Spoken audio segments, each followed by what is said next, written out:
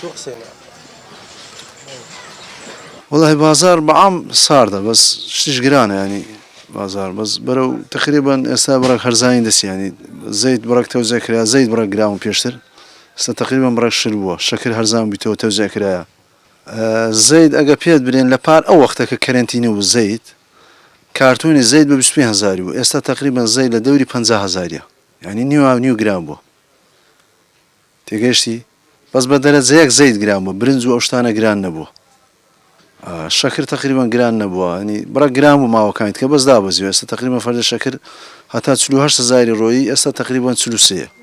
زيت تقريبا استا لتري او 2500 دينار دوستي داني لتريك 2500 دينار دوستي بار او وقتها لتر استا بقرا بارمان لكن خلق زيت ما دايت كابرا ب 20000 يشنا باري نداينو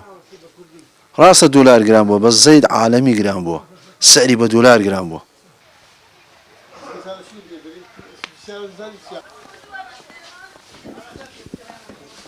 بس مواد كجرانة شكل بدولار جرام بس زيت رونا شكل هم بدولار جرام بو بقول جيجا خوي جرام بو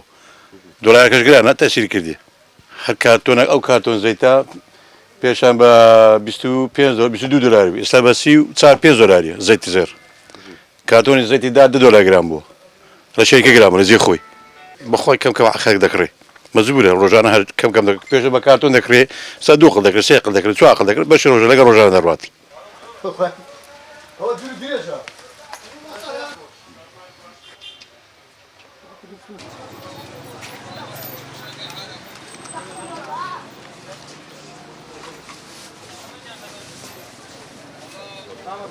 دیارە هەربەزین و دابەزین لە بازاڕی هەموو وڵاتێک شتێکی ئاساییە بەڵام نایستقراری اقتصادیە نائارامی ئابووری ئەوە گرفتە کە هەڵبەزین و دابەزینی زۆر بی لە نرخی زۆر بەرز دابەزی بۆ نرخی زۆر نزم لە نرخی زۆر نزم بەرز بیتەوە بۆ نرخی زۆر بەرز ئەوە گرفتە لەبەرەوەی ئەوە زەرەر لە بەکارهێن دەدا و زەرەرش لە بەرهەمهێن و فرۆشیارەکانیش دەدا بەڵام ئەوانەی کە هۆکارن لە هەرێمی کوردستان لەو فترەی ئەخیری ئەوەیە کە نرخی ئاڵوێری دۆلار بەرامبەر دینار دیاری کرایە بەرز کراوە بەهای کڕینی دیناریان کەم کردەوە بەهای کڕینی دۆلاریان بەرز کردەوە ئەو وای کردکەوە گرفتێکی زۆری سیاسی و اقتصادیش دروست بی مناقشەی زۆر لە پەرلەمانی عێراق دروست بی ئەو وای کرد هەڵبەزین و دابەزینێکی زۆر لە نرخەکان بیتن دائیمەن وێزگەی بەرزبوونەوەی نرخەکانیش زۆرە خێرایە بەرزە بەڵام وێزگەکانی دابەزین کەمە لەبەر نەبوونی سیستەمێکی ئابووری تۆکما لەبەر نەبوونی چاودێری دارایی دەوڵەت لەبەر نەبوونی ویژدان یا بابرێن قۆستنەوەی فرسەت لەلایەن بازرگانەکان و بەرهەمهێنەکان ئەوە وای کردی هەڵبەزین و دابەزین زۆر لە بازاڕەکانی عێراق بەگشتی و هەرێمی کوردستان بە تایبەتی ڕووداتن حکوومەت ڕۆلی نییە ڕۆلی بەس قسەی هەیە لەبەر حکوومەت نە بەرهەمهێنە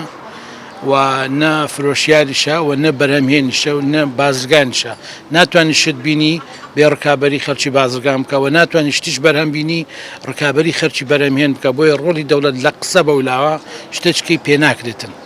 چارەسەرەوەی کە دەوڵەت پێویستە بەخۆی بێت بتە بەرهەمهێن و ببتە بازرگانیش و ببتە هاوبەشیش لەگەر کەرتی تایبەت و ڕۆلی کەرتی گشتی ببژێندرێتەوە لەبەر ئێستا کە لە دنیای سەرمایه‌داریش ئەو نیزامانەیە کە هەن نیزامی مختلط دواتە هەم اشتراکیە هەمیش سەرمایه‌داری ئەو نیزامە پەیڕەو دەکرێت کە لە بەرژەوەندی وڵات و گەل و نیشتیمان و ئابووری ئەو وڵاتە هەیە نەک ئەو سەرمایه‌داری ئێستا لێرە تەطبیق دەکرێت سیستەمەکە لە سەدەی هەژدەهەم و نۆزدەهەم لە سیستەمی وحشیگەری سەرمایه‌داری زیاتر نییە.